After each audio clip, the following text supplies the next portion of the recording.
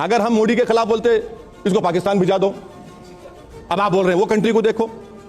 इस देश के प्रधानमंत्री को आपने इस्लाम का हवाला दिया, इसलिए मैं इस्लामिक कंट्रीज का एग्जांपल दे रहा हूं। सर कोई इस्लामिक कंट्री दुनिया में नहीं है, सब मुस्लिम कंट्रीज है, इस्लामिक कंट्री कोई भी नहीं है, वो अलग बहस है। ठीक है, हमारे प्रधानमंत्री को भारत के मुसलमानों से ज्यादा मिडिल ईस्ट के शेखों से मोहब्बत है, ये हबीबी बोल के मिल लेते हैं उनसे।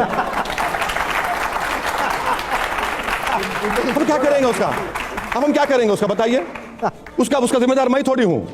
अब मेरा आपसे जो अगला सवाल है वो ये है कि जब ट्रिपल तलाक की बात आ रही थी तो बहुत सारी चीजें आई। अब एक आंकड़ा है, वो आंकड़ा ये कहता है कि कानून बुरी तरह फंस गए अभी आप, क्योंकि आप मुझे आंकड़े में फंसाएंगे, मैं जानता हूं, फंस गए बुरी तरह। कानून के बाद इसके जो ट्रिपल तलाक के बाद जो कानून आया, मुसलमानों के तलाक में जो दर है उसमें करीब 96% की गिरावट आई है। चलिए थाली मारिए।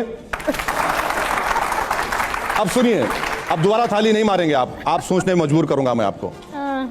आपने कहा कि डिवोर्स में कमी आ गई कानून बनने के बाद। आपको जानकर हैरत होगी, इस देश में अगर कोई पति अपनी पत्नी से विवाह करने के बाद उसको भगा देता है, वो क्रिमिनल नहीं है, वो क्रिमिनल नहीं है। और जो 3 बार कहता है वो क्रिमिनल है। माने आपने इस मुसलमान को तो क्रिमिनल बना दिया, मगर वो पति जो अपनी बीवी को बीवी है, डिवोर्स नहीं हुआ ना सेपरेशन हुआ, उस पर कानून नहीं बनाया आपने। दूसरी बात, उसको क्रिमिनल बनाना चाहिए था, तो महिलाओं से मोहब्बत यह हुई। दूसरी बात, जिस आप मेरे तीनों स्पीचेस को उठाकर देखिए ट्रिपल तलाक के ऊपर, मैंने कहा यह कानून बनेगा तो मुस्लिम महिलाओं पर बहुत बड़ी नाइंसाफी होगी। हो रहा क्या अभी मुस्लिम सोसाइटीज में, ट्रिपल तलाक कोई नहीं कह रहा है, उन मुस्लिम लेडीज को भगा रहे हैं, डिजर्ट कर रहे हैं, डिजर्शन बढ़ रहा है, इसीलिए डिवोर्स कम हो गया। अच्छा, इस कानून की खूबसूरती यह है कि नरेंद्र मोदी ने, लॉर्ड डेनिंग भी शर्मा जाएंगे जो कानून बनाया गया था, भारत के प्रधानमंत्री ने ऐसा कानून बनाया कि बर्डन ऑफ प्रूफ महिला पर डाल दिया। अगर कि कोई घर में उस महिला को वो बदमाश किस्म का उसका हस्बैंड 3 बार तलाक बोलेगा, तो कोर्ट में उसको जाकर प्रूफ करना पड़ेगा। किसको, कौन आकर उसकी ताईद में खड़े होगा बताइए। अच्छा, इस कानून में सिर्फ मुसलमानों को 2 या 3 साल की सजा है, दूसरे समुदाय के लोगों को 1 साल की सजा है। अच्छा, हैरत अंगेज बात यह है कि यह शादी टूटती नहीं है ट्रिपल तलाक के बाद भी, और कोर्ट अगर उसको सजा दे दिया 2 साल के लिए, आप तमाम महिला हैं, आप क्यों रहना चाहेंगे शादी में उससे? आपको तो नया स्टार्ट लेना है ना। मगर मोदी साहब ने कहा कि नहीं, छोड़ना नहीं, तो कोर्ट में सजा होगी। और जो 2-3 साल के बाद जब वो दीवाना पागल निकलेगा, तो मोदी जी कह रहे हैं कि मेरी बहन, मैं तुम्हारा भाई हूं, तुम जेल के सामने बैंड बाजा लेकर जाना और अपनी जबान से गाना कि बहाओ फूल बरसाओ मेरा महबूब आया है। रामकृपाल जी, यूसीसी पर।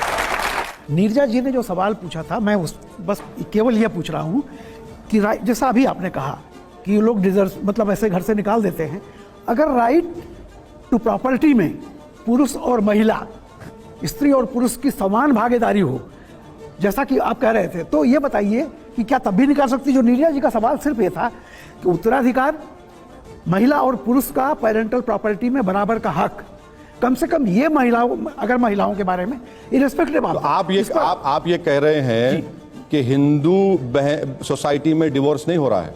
नहीं, मैं नहीं कह रहा। सुनिए एक बात, मैं आप काउंटर करता हूं डेटा से। सबसे ज्यादा डिजर्शन, बिल्कुल आप सही कह रहे हैं सर। अरे सर, मैं इसीलिए आ रहा था। अरे सर सुन तो लीजिए। और भारत सरकार का डेटा है, आज की तारीख में ऐसे 28 लाख की करीब हमारे हिंदू बहनें हैं, या करीब 1 करोड़ जो शादीशुदा हैं और डिजर्टेड हैं। आपका पॉइंट 0 हो जाता है यहां पर। नहीं सर, आप सुनिए मेरी बात, सुनिए। मुसलमानों में भी है कुछ 2.5 लाख, क्रिश्चियंस में भी है। रहा सवाल प्रॉपर्टी के शेयर का, तो मैं आपसे कह रहा हूं कि एक नुआंस बात को समझिए आप। मुसलमानों में अगर किसी के पिता का डेथ हो जाता है, तो आरएसएस के लोग ये बोलते हैं कि भाई उसकी बेटी को, भाई को आधा शेयर मिलता है, बेटी को क्यों नहीं मिलता? आपको समझना चाहिए कि इस्लाम में मां की जिम्मेदारी बेटे पर आती है, बीवी की जिम्मेदारी शौहर पर आती है, औलाद की जिम्मेदारी बाप पर आती है। तो इस्लाम में यह मर्द की जिम्मेदारी होती है कि अपनी मां की जिम्मेदारी, अपनी वाइफ की जिम्मेदारी, अपनी बहनों की जिम्मेदारी। इसीलिए शेयर बढ़ के मिलता, इसीलिए नहीं मिलता कि यह मर्द है। अब आपको यह भी बता देना चाहता हूं कि इस्लाम में कितने जगहों पर, मैं लिख कर लाया सर, मैं माफी चाहता हूं, इस्लाम में कितने जगहों पर मुस्लिम महिलाओं को ज्यादा शेयर मिलता है? करीब 9 जगह कम मिलता है, 10 जगह बराबर मिलता है, और 17 जगह बढ़ के मिलता है। तो ये आपको बात समझने की जरूरत है, एक नुआंस चीज है, एक इक्विटी की बात होनी चाहिए।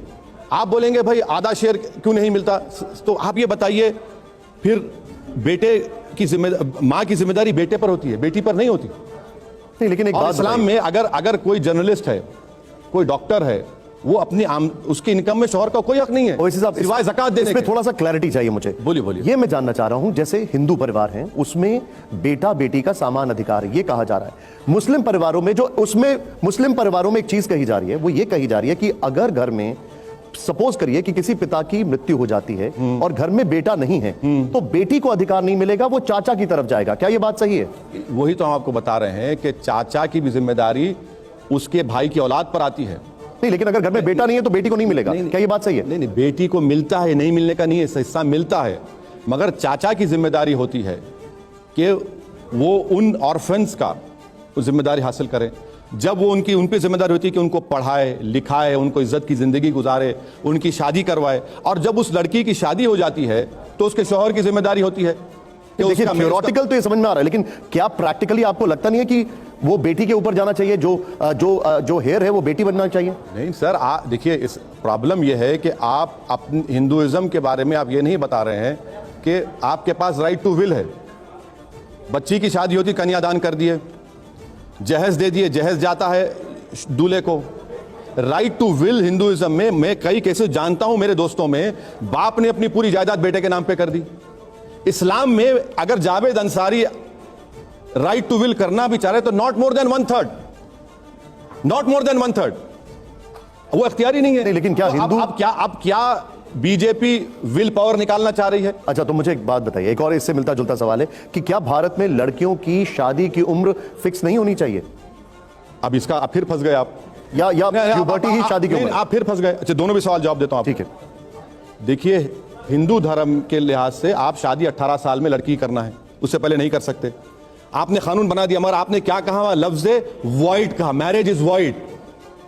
मैरिज तो रहेगी मगर वॉइड है। दूसरा, गवर्नमेंट ऑफ इंडिया का डेटा है कि 86% ऑफ चाइल्ड मैरिजेस हिंदुइज्म में हुई हैं। 2 करोड़ 20 लाख चाइल्ड मैरिजेस में हिंदुइज्म 86% है, मुसलमानों में 11%। और मुसलमानों में प्यूबरिटी में शादी हो सकती है। यहां पर आपने कानून बना दिया। इसीलिए आपने शुरुआत में सवाल किया था कि क्या कानून से हम सोसाइटी में रिफॉर्म ला सकते? थोड़ा बहुत ला सकते, मगर जब आप अंदर से चेंज होंगे तो कानून को कबूल भी करेंगे ना। लेकिन सर, अभी तक तो जो सुनाई में यही दे रहा है जो आप ये कह रहे हैं कि कानून अपनी जगह है, but society must reform on its own. Society को नहीं, देखिए हम sir, but you have to agree कि जो औरतें हैं, चाहे इस्लाम में हो, जैनिज्म, बुद्धिज्म, हिंदू, जहां पर भी हो, they must have equal rights, whether it's in marriage, whether it's in triple तलाक, वेदर इट्स हलाला is an issue that is a big issue. Madam देखिए, सेमनेस का मतलब इक्वालिटी नहीं हो सकता। ठीक है, सही है, सही है, सेमनेस का मतलब इक्वालिटी नहीं हो सकता। अब रहा साल हलाला का, हलाला तो खत्म हो गया सुप्रीम कोर्ट के फैसले के बाद और ट्रिपल तलाक के बाद खत्म हो गया, वो उसकी हैसियत ही नहीं है, उसकी हैसियत ही नहीं है। तो सुप्रीम कोर्ट ने कानून बनाया तभी खत्म हुआ। देखिए, पहले भी नहीं था, होता था होगा एक जगह पर, उसको सब it was blown out of proportion. तीसरी बात यह है कि आपके डिवोर्स लॉ मैं क्यों एक्सेप्ट करूंगा भाई? आपको मालूम कि जब शादी होती है मुस्लिम लड़की की तो उसको मेहर मिलता है, शौहर के फाइनेंशियल इनकम की उसके ऊपर। आप मेहर का चल डालेंगे क्या मेहर उसमें? आप, मैं यही तो कह रहा हूं भाई, आप अपनी मेजॉरिटेरियन मोरालिटी को सच मानकर मुझ पर मत थोपिए।